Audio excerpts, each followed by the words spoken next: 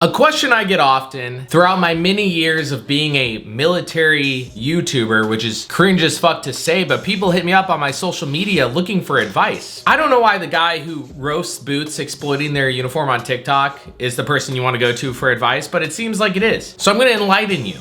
That's step one, know your place. Are some branches easier or harder than other branches? Of course. It is not a one size fits all. And on top of that, there's like a multi-level pyramid scheme to this, whereas some branches are harder than others, and then inside those branches, you have harder MOSs and easier MOSs. Now, I know that's like no shit, right? But let me explain. It is way harder, and I mean way harder, to do 20 years in the Marine Corps and get a retirement compared to doing 20 years in the Air Force and get a retirement. But DWK, they're both just 20 years of service. Wrong. Quality of life matters, and you don't think about that when you're joining because you're just like, I'm gonna do the coolest shit possible, which is okay. But at a certain point, I'm now 27, quality of life is all I think about.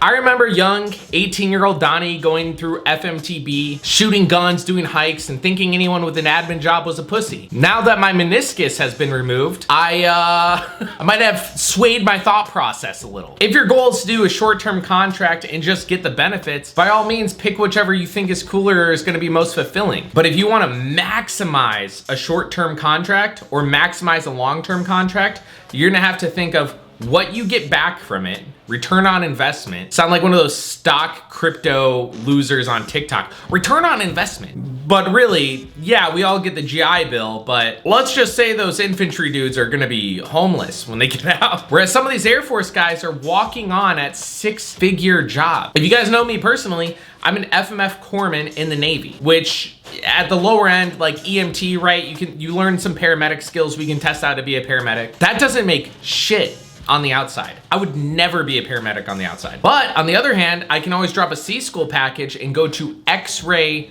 MOS additional training, which walking out of the Navy, you're making as much as an RN. And the Navy will triple qual you in mammogram, ultrasound, MRI. If you just put the time in. Sure, there's an obla-serve, but you can get X-ray basic out of your first term contract. So let's say you have a dude who joined the Marine Corps, hated his life, was infantry, was getting fucked with the whole time, and you leave with the honor and pride of being a Marine, which is awesome, which is sick. You get your GI Bill, cool. Some dude in the Navy probably didn't have to wake up for 4 a.m. PT, was able to open his own side business like coldpressbricks.com. I'm running a sale, Santa 25. I know you guys didn't get your family Christmas gifts. That's besides the video, not the point. Link for my family on Cold Press Bricks. It's a soap and candle company down below. Thanks. This Navy guy doesn't have to wake up at 4 a.m., gets the same benefits as you, same pay, good rating on his mental health, and his job got him qualified to already shoot x-rays out in town. On top of that, some branches are notorious for not being easy to use your TA in. I got my degree, it's somewhere on the wall, while active duty, not paying a dime.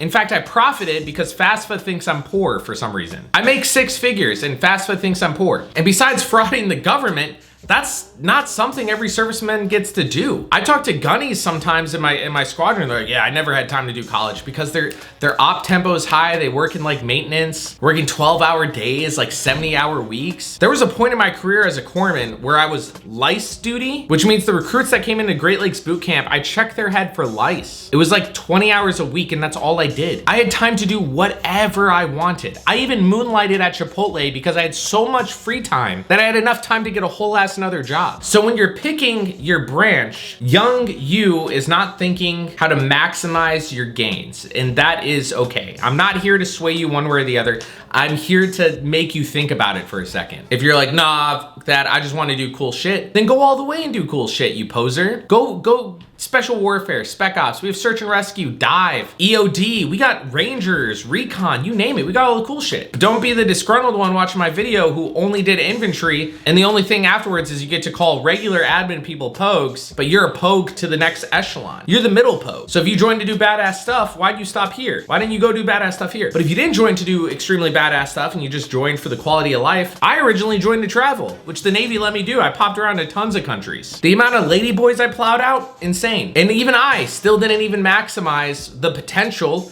of what I could have got by joining the Air Force or going to like X-ray school for corpsman or going to like air traffic control school, etc. There's tons of MOSs that maximize potential on the outside, and there's a bunch of MOSs that do not maximize potential. This video might be a little scattered, but I really just want you guys to think about it. And before we close out, I'm just gonna leave you with this. Quality of life, in my opinion, I'm not biased, I really don't care if you join any branch. Quality of life, Air Force, Navy, Marine Corps maybe, and Army. Those are interchangeable depending on MOS. How proud you are of service afterwards? Probably Marine Corps, probably Navy because all our customs, courtesies, and heritage. We have tons of history with the Navy. Army, Air Force. You never hear Air Force vets walking around like proud, you know, fucking airmen. It's always other branches. Travel, Navy by a landslide. Marine Corps because they attach to Navy vessels. Air Force, Army. I remember one of my ports we stopped in Kuwait. Those dudes were just stationed there. Gross. Best to become famous on TikTok by exploiting your uniform to the Chinese government?